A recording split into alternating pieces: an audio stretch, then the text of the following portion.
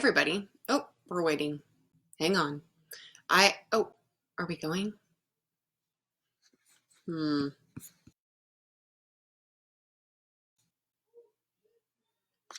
Okay, we're live. Hi, everyone. I'm using the new Facebook interface, so let's see how this video goes. I'm Jennifer Woodward, and welcome to PMS Week in Quarantine. And I am giving you tip number 2 today about how you can make your PMS week a little bit better. It's always hard, no matter what, when you experience PMS, but if you're doing it, while you're in unfamiliar surroundings or having to do unfamiliar or difficult things, it's definitely going to make it worse. So I wanted to help you with 5 easy tips this week of how to make sure that you don't have to experience PMS. Go away, I'll be out in a little bit. Especially if all of your people are home all of the time. That was my little 10-year-old bringing me my phone back. So your second tip today is just to get exercise, all right? And when I say exercise, I'm not talking about CrossFit. I'm not talking about going to an exercise class. I am only talking about walking. In fact, an article in a journal that I found today while I was looking for some research to support this claim was published in 2011, a study that was done in Portugal. And what this study found was in a cohort of only 19 people, so not a ton of people, but this was a really difficult population group. It was a population of people who had been treatment resistant. So they had been on an antidepressant, and even with depression medication, they were not able to increase their depression scores. They were not getting better. They still had symptoms of depression. So what the researchers did was add in 5 days a week, a 30 to 45-minute walk outside. That's all they did. And hey Kayla. And so what the results of this study were that 0 people who were on medication alone for that period of 12 weeks ended up, getting better on the depression scale.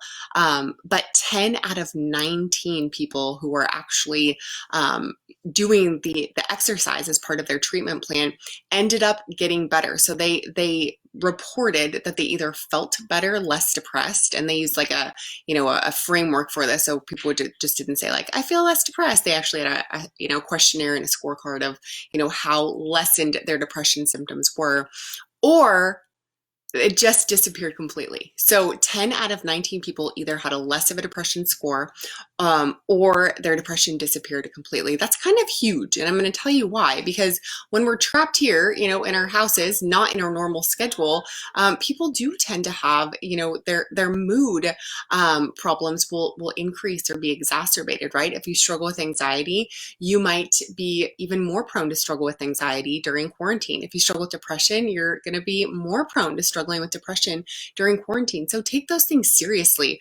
My husband read me an article where it showed, this isn't funny, but it showed that in Utah, incidences of domestic assault had increased 40% just since quarantine. So you do want to take things seriously. Like, make sure you're taking care of yourself and nourishing yourself so that you can be, on your game while all these people are depending on you.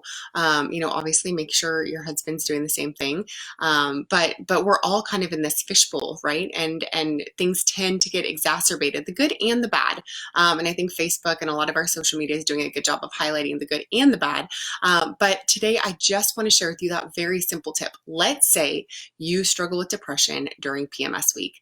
I would encourage you to get out and do a 30 to 45-minute walk every single day this week. You don't have to do it with your kids. You can do it all by yourself, but go outside, do the walk, and see if your mood symptoms don't get a little bit better. Kayla said, hey, my kids and I just ran the whole block. I will walk next time.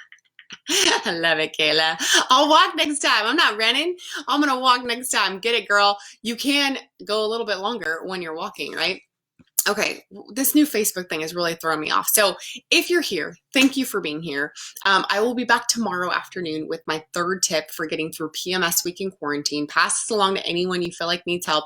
If you have tips for PMSing in quarantine, let me know. Comment on this thread. I'd love to hear from you guys, and have a great day. Bye. Thanks, Kayla.